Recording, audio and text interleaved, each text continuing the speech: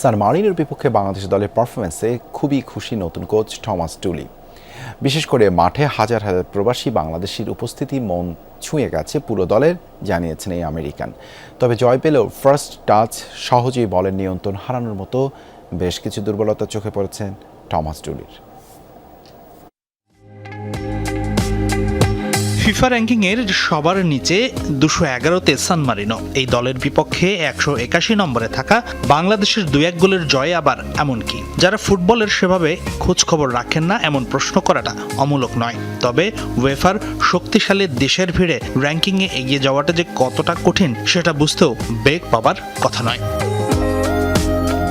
তাই তো সান মারিনোর বিপক্ষে বাংলাদেশের জয়টাকে মোটেও খাটো করে দেখার সুযোগ নেই, যার ফলে ম্যাচ শেষে স্টেডিয়ামের দর্শক, ফুটবল এক্সপার্ট থেকে শুরু করে সবাই খুশি জামাল হামজাদের জয়ে, যে তালিকায় আছেন নতুন কোচ থমাস টুলিও।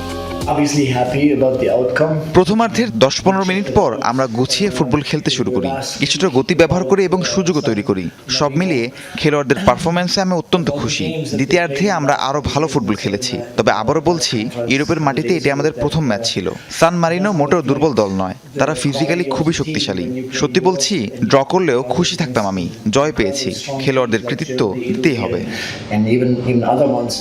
তবে এটাও সত্যি, বাংলাদেশ দলের বেশ কিছু ভুলও হয়েছে এই ম্যাচে লাল সবুজরা অন্তত 3 থেকে 4টি গোল দিতে পারত, কিন্তু পুরনো সেই ফিনিশিং ব্যর্থতা আবারও চোখে পড়েছে। গোলপোস্টে মিতুল মার্মা ভালো কিছু সেভ করলেও যথারীতি করেছেন কিছু ব্ল্যান্ডারও। উন্নতির প্রয়োজন স্পষ্ট।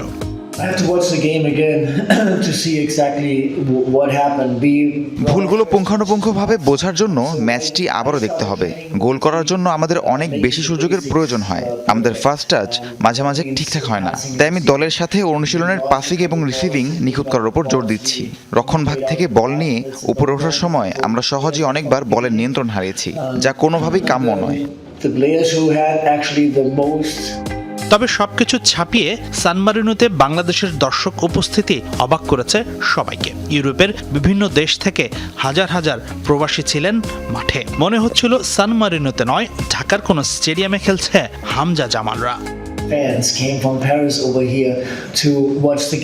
আমি সবসময় বলি এবং বিশ্বাস করি যে বাংলাদেশের লক্ষ লক্ষ সমর্থক রয়েছে এবং তারা প্রত্যেকেই ফুটবল বোঝে। তারা যেন এক একজন কোচ।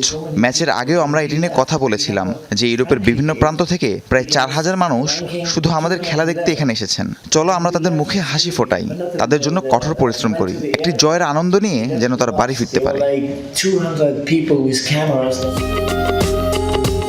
হাসিনুর রহমান, যমুনা স্পোর্টস।